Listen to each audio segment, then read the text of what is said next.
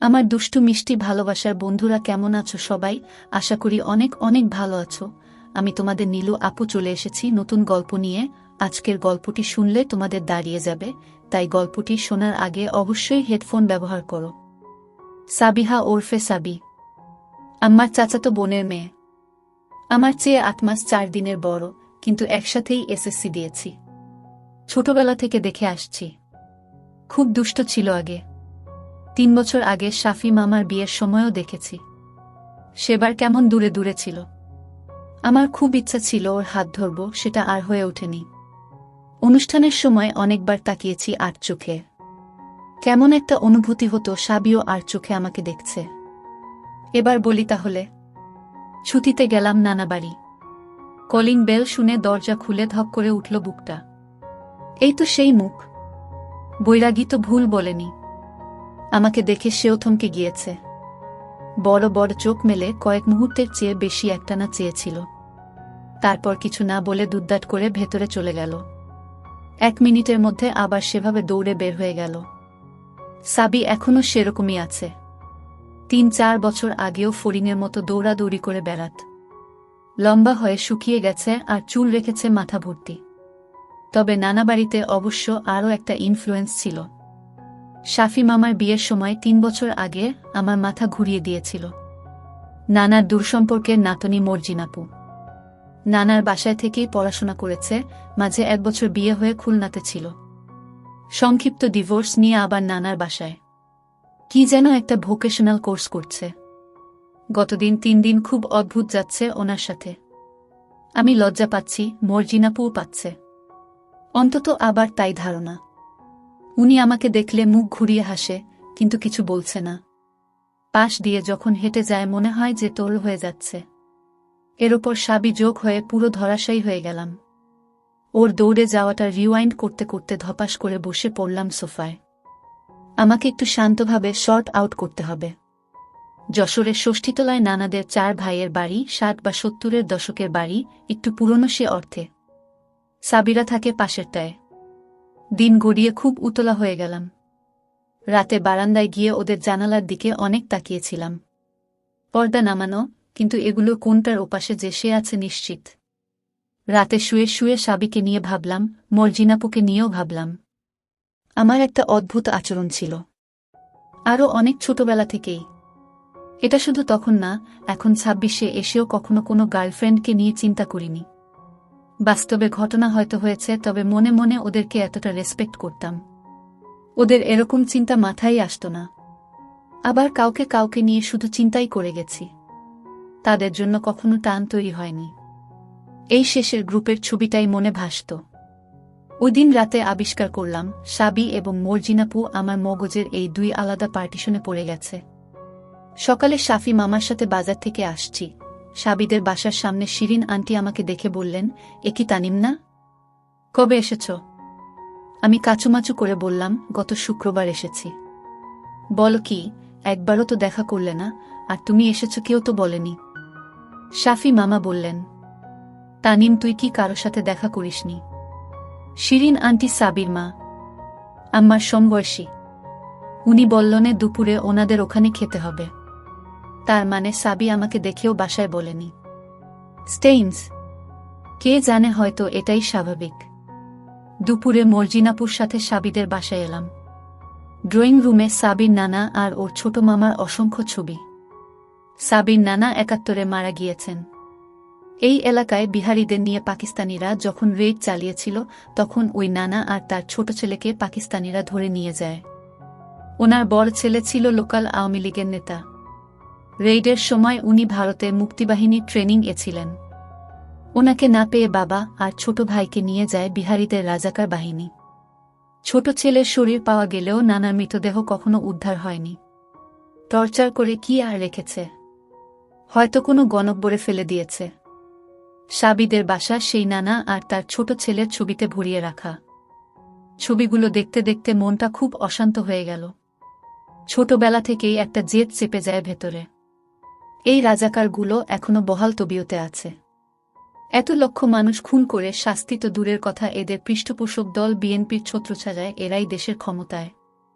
শেলফের উপরে সাবি আর স্বামীর ছবি দেখে একটু ভালো বোধ করছিলাম। একটু বেশি সময় মনে হয় দাঁড়িয়েছিলাম। কে একজন ছোট করে কাশি দিল পিছনে। আমি ঘুরে তাকাতে সে মুখটা বাঁকিয়ে ঘরের ভেতর চলে গেল। সেই মুখ, সেই মেয়ে। আজকে চুলে একটা সাদা ব্যান্ড পড়েছে। মেয়েদের চোখের ভাষা বুঝতে আমার অনেক বছর লেগে গিয়েছিল। 15 বছর বয়সের পাঠোদ্ধার থাক দূরের কথা, প্রোটোকলটাই বুঝতাম না। খাবার টেবিলে শিরিন আন্টি বললেন, সাবি তুই নামের চাচার বাসায় গিয়েছিলি, তানিমকে দেখিসনি? দেখেছি, বলতে ভুলে গিয়েছিলাম। মর্জিন আপু বলল, তোমাদের মধ্যে কোনো ঝগড়া চলছে নাকি? শিরিন আন্টি বললেন, এ বয়সেই যদি কথা না বলিস, আর 5 বছর পর তো দেখলে চিনতেও পারবি না। আত্মীয় স্বজন ছাড়া এই দুনিয়ায় তোদেরকে কে দেখবে বল? ওনাদের চাপাচাপিতে মুচকি হেসে কথা বললাম আমরা। মর্জিন আপু সাবিকে টেনে আমাদের বাসায় নিয়ে এলো। পুরো সন্ধ্যাটা একসাথে টিভি দেখলাম, কথাও বলেছি। আমি এই পরিস্থিতির সাথে পরিচিত নই। সাবি আর মর্জিন আপু একসাথে, কেমন একটা মাতাল করা পাচ্ছিলাম। সব মেয়েদের কাছ থেকেই পাই, কিন্তু ওদের দুজনের যুগপৎ শক্তিশালী, অথচ ঘৃণ্য স্মেল ভেতরটা ভেঙে চুড়ে দিচ্ছিল। পিচ্চি স্বামী এসে বলল, আপু তোমার কথা আমাকে বলেছে। কি বলেছে? বেশি কিছু বলেনি, তুমি এসেছো সেটা বলেছে, আম্মুকে বলতে নিষেধ করেছিল। তাই নাকি? আমি সাবিকে তাকিয়ে দেখলাম। ও মাঝে মাঝে আর চোখে তাকায়, আমি যে তাকিয়ে আছি সেটা টের পেয়ে খুব সাবধানে ঠোঁটের কোণায় এক চিলতে হেসে নেয়। এক নাগাড়ে ও আর মর্জিনাপু কথা বলে যাচ্ছিল। আমার কেন যেন সন্দেহ হচ্ছিল মর্জিনাপু সবই টের পাচ্ছে, এমনকি এই স্বামীটাও পেতে পারে। পোলাপানকে আন্ডার এস্টিমেট করার সুযোগ নেই। রাতে খাবার খেতে গিয়ে মর্জিনাপু একটা কাণ্ড করে বসল। আমি খেয়ে বেসিনে মুখ ধুচ্ছিলাম, মর্জিনাপু পাশ দিয়ে যাওয়ার সময় পেছনটা টিপে গেল। আগের বারও ও এভাবে শুরু করেছিল, সেটা অন্য একটা লেখায় লিখেছি। ওনার পেয়ে বুকটা ছলাৎ করে উঠল। আমি থতমত খেয়ে তাকিয়েছি, ও চুপ থাকতে বলল। শুতে এলাম গেস্ট রুমে। এই রুমটা নিচতলায়। উপরে নানা নানি, মামা মামি আর মর্জিনাপু থাকে। সারাদিনের সবকিছু এমনিতে ওলট পাল্ট হয়ে আছে। আর এইমাত্র মর্জিনাপুর কাণ্ডে আরও ভড়কে গেছি। এবার নানা বাড়িতে টেনশনে মরেই যাব। সব আলোটালো বন্ধ হয়ে সুনসান নীরবতা। যশোর মফস্বল শহর। রাত 10টা 11টাতে সব লোকজন ঘুমে। তন্দ্রামতো এসেছে, হালকা ধাক্কা খেয়ে চোখ মেলে দেখি অন্ধকারে মর্জিনাপুর অবয়ব। ফিসফিস করে বলল, একটু পাশে সরে যাও, তোমার পাশে শোব। আমার হাত পা কাঁপুনি শুরু হয়েছে তখন। এসব হলে সারা জীবন আমার শীত করে। আমাকে ঠেলে দিয়ে মর্জিনাপু পাশে শুয়ে পড়ল। চাই। কতখানি চাও? অনেক চাই। আচ্ছা, অনেক হবে তাহলে। উপরে নানা গলা খাকারি দিয়ে উঠলেন। বোধহয় ভেবেছেন মামা মামি মর্জিনাপু খুব সাবধানে আস্তে করে পাশে শুয়ে পড়ল। আমি নিজেও হাঁপাচ্ছি। কাত হয়ে বালিশে মুখ মুছলাম। মর্জিনাপু বলল, আমি মুছে দিচ্ছি। মুখ মুছে ওনার দুই মাঝে আমার মাথাটা চেপে রইলেন। ফিসফিস করে বললেন, ঘুমিয়ে যেও না আবার, আমাকে একটু শান্ত হতে সময় দাও। উনি নিজেও ঘেমে গিয়েছে এগুলো করতে গিয়ে। আমি ভয় পাচ্ছিলাম নানা ভাই না আবার নিচে চলে আসে। একটু ঝিমুনি পেয়েছে। মর্জিনাপু মাথা ঝাঁকিয়ে বললেন, ঘুমিয়ে গেলে নাকি তানিম? আমি কষ্ট করে চোখ মেলে বললাম, না, জেগেই আছি। উনি আমাকে চিৎ করে প্রায় নরম হয়ে যাওয়া হাতের মধ্যে তুলে নিলেন। আমি ফিসফিসিয়ে বললাম, আমি কি দেব? না, দরকার নেই। খাটে শব্দ হবে। চোখ বুজে আনন্দের গভীরে ঢুকে গেলাম আমি। তবু মনে হচ্ছিল আরেকটু দ্রুত দরকার। শেষে বলল, ঠিক আছে, আর কষ্ট দেব না। টুপিটা খুলে হাত দিয়ে ধরল। সকালে উঠে মামা বলছে, চল তানিম কবরস্থান থেকে ঘুরে আসি। যশোর কবরস্থানে বড় মামার কবর। উনিও 71-এ কুমিল্লাতে যুদ্ধে মারা গেছেন।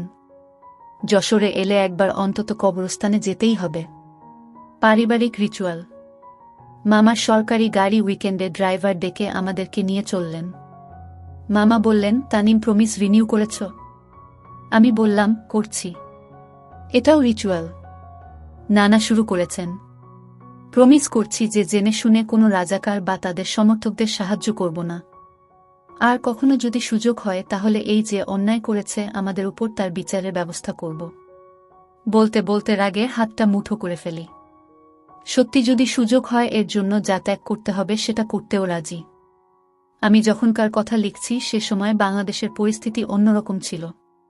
90-এর মাঝামাঝি সময়টায় ঘুরে ফিরে রাজাকারদের দলই ক্ষমতায়, তাদের তাবেদারগুলোর নামে। ফিরতে ফিরতে মামা বললেন, গানস অফ নাভারন দেখেছিস তানিম?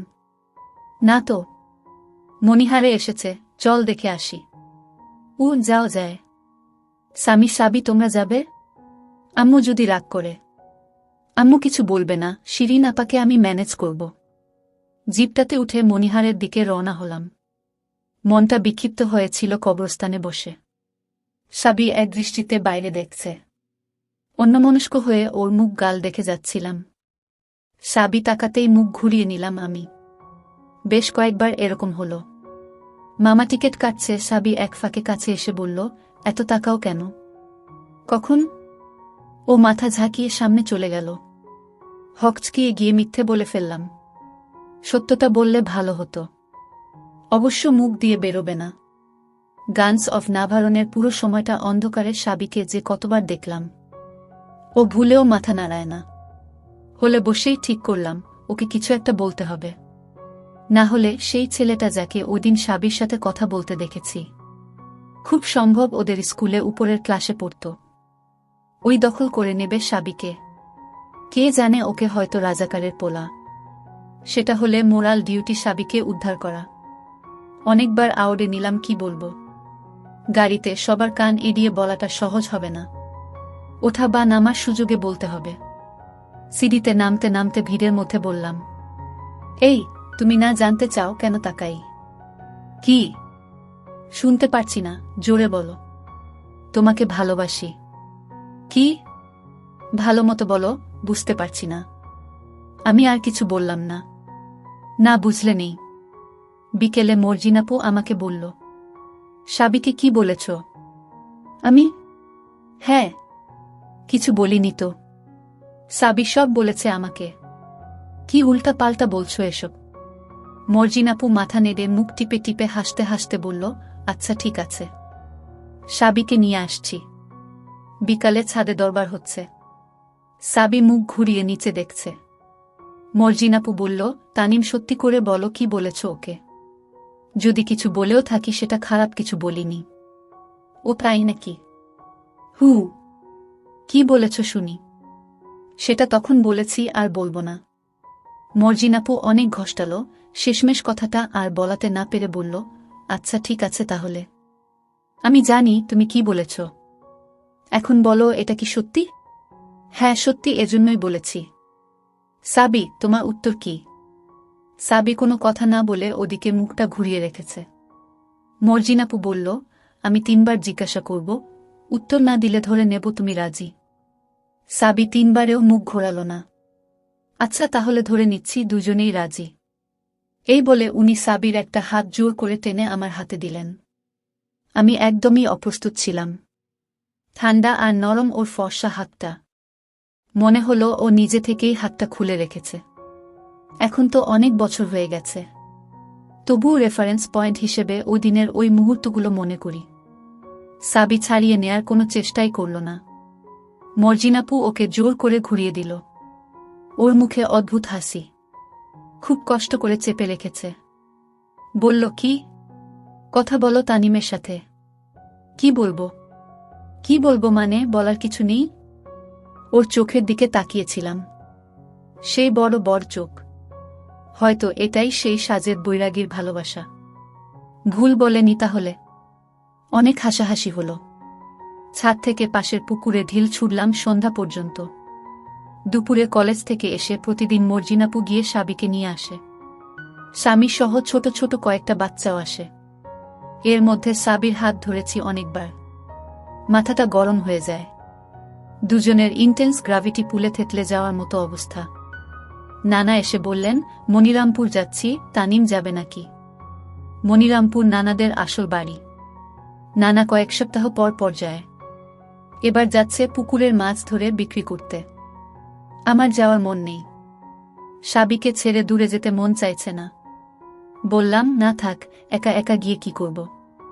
শুনে নানি বলছে সাবি গেলে হবে। আমি হেসে বললাম, জানি না।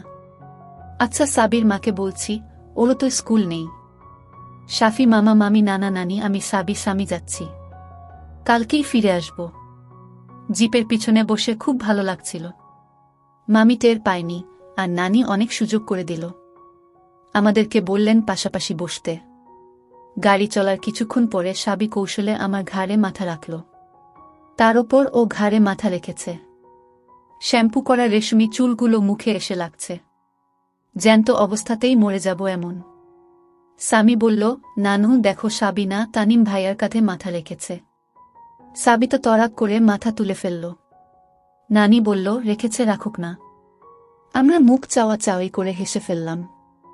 স্রেফ লোকজনের জন্য হয়ে উঠছে না। বাংলাদেশের গ্রামগুলো এখন ফাঁকা। লোকজন সব শহরে, বিশেষ করে ঢাকায়। নানা বাড়িতে ঢোকার মুখে গণব্বরে অযত্নে পড়ে থাকা স্তম্ভ। সামনে এসে সবাই দাঁড়ালাম। এই গ্রামের শখানেক লোকের লাশ এখানে রাজাকাররা কবর দিয়ে রেখেছিল। এদের কমান্ডার মেহের জল্লাদ এখনও এলাকায় বহাল তবিয়তেই আছে। খালেক মোল্লা, মেহের জল্লাদ সহ অনেকে ৭১-এর পরে গা ঢাকা দিয়েছিল, পরে ৭৫-এর পট পরিবর্তনে রাজাকারদের জন্য সুবিধাজনক সরকার ক্ষমতায় এসে এদেরকে আবার প্রতিষ্ঠা দিয়ে দিয়েছে। সরকারি পৃষ্ঠপোষকতায় এদের ভয়ে মুক্তিযোদ্ধারাই বরং পলাতক। চুপচাপ হেঁটে নানা বাড়িতে গিয়ে ঢুকলাম। মর্জিনাপু আসেনি। একটু ভারমুক্ত বোধ করছি। আমার কেন যেন মনে হয় সাবির সাথে আমার অ্যাফেয়ার হয়ে যাওয়ায় মর্জিনাপু খুব সূক্ষ্ম একটা কষ্ট পেয়েছে, যদিও উনি মুখে বুঝতে দেয় না। সারাদিনই দুজনে একসাথে ঘুরে বেড়ালাম। নানা নানি মামা মামি দেখেও দেখছে না। দুজনে হাত ধরি, সে সুযোগ হলো সন্ধ্যায়। পেছনের ঘরে অন্ধকারে সাবি আমার মুখে চুল মেখে ঘাড়ে মাথা দিয়ে রইল। সারা জীবন নিজের হার্টের ধুকপুক শুনেছি, এই প্রথম আরেকটা হৃৎপিণ্ডের কাঁপুনি টের পেলাম। ঢিপ ঢিপ করে যাচ্ছে। চোখ বন্ধ করে ভাবছিলাম সময়টা যদি থেমে যেত।